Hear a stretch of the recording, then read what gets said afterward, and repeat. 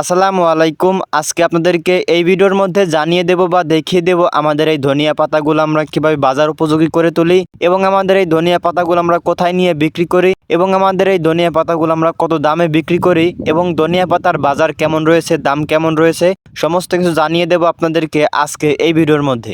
ভিডিওতে যে ধনিয়া গাছগুলো বা পাতাগুলো দেখতে পাচ্ছেন, এই ধনিয়া গাছগুলোর বর্তমান বয়স হচ্ছে 28 দিন।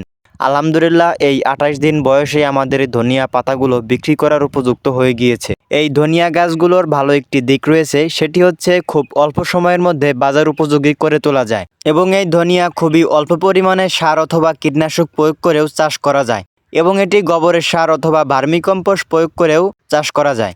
এবং আমাদের এই ধনিয়া গাছগুলোতে একবার নিড়ানি দিয়েছি এবং আমাদের এই ধনিয়া গাছগুলোতে খুবই অল্প পরিমাণে 2বার সার প্রয়োগ করেছি এবং একবার কীটনাশক স্প্রে করেছি। আলহামদুলিল্লাহ, এতেই আমাদের ধনিয়া গাছগুলো বিক্রি করার উপযুক্ত হয়ে গিয়েছে। আমাদের এই জমি থেকে এ পর্যন্ত আমরা 5 দিন ধনিয়া পাতা বিক্রি করেছি এবং আজকের দিন দিয়ে হবে 6 দিন।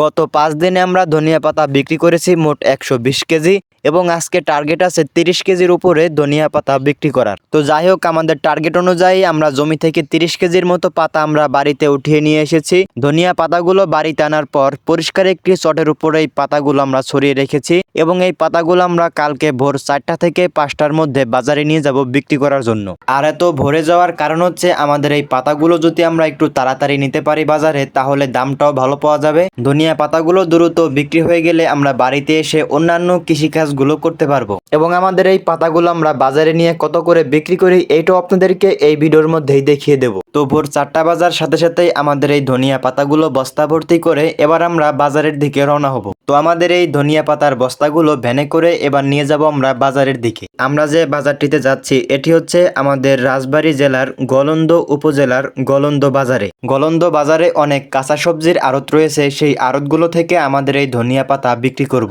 তো দেখতে দেখতে আমরা চলে এসেছি গলন্দ বাজারে। তো এই গলন্দ বাজারে আমি একটি আড়তে আমাদের এই ধনিয়া পাতাগুলো হচ্ছে নামাবো এবং সেই আড়তদার হচ্ছে আমাদের এই পাতাগুলো বিক্রি করবে এবং একটু পরেই হচ্ছে ব্যাপারীগণরা এসে আমাদের এই পাতাগুলো দামদার করে হচ্ছে নিয়ে যাবেন। তো আমি হচ্ছে বস্তার মুখগুলো ভালোভাবে খুলে দিচ্ছিলাম যাতে ব্যাপারীরা এসে ধনিয়া পাতাগুলো ভালোভাবে দেখে শুনে নিতে পারে। আমরা যে আড়তটিতে ধনিয়া পাতাগুলো এনেছি এই আড়তটির নাম হচ্ছে ভাই ভাই বাণিজ্যালয়। এই আড়তটিতে আমরা গত 2 থেকে 3 বছর আমাদের উৎপাদিত সবজিগুলো আমরা এই আড়তটিতে বিক্রি করে আসছি। আমরা যে 2 বস্তা ধনিয়া পাতা এনেছি এই 2 বস্তা ধনিয়া পাতা আমরা বিক্রি করার আগে হচ্ছে ওজন করে দেখতেছিলাম যে আমাদের টার্গেটের মধ্যে আছে কিনা। তো আমাদের 2 বস্তা ধনিয়া পাতার মধ্যে এক বস্তায় হয়েছে 23 কেজি এবং অন্য বস্তায় হয়েছে 10 কেজি 950 গ্রাম। তো আমাদের মোট হচ্ছে আপনার 2 বস্তা মিলে হচ্ছে 33 কেজি 950 গ্রাম। তো আমাদের টার্গেটের থেকে 3 কেজি 950 গ্রাম বেশি হয়েছে। তো যাই হয়েছে এতে আলহামদুলিল্লাহ। তো একটু পর থেকে ব্যাপারীরা আমাদের ধনিয়া পাতাগুলো দামদার করে নিয়ে যাচ্ছে, কেউ 5 কেজি, কেউ 10 কেজি, কেউ 12 কেজি। তো এভাবেই আমাদের মোট 33 কেজি 950 গ্রাম ধনিয়া পাতা বিক্রি হয়ে গিয়েছে।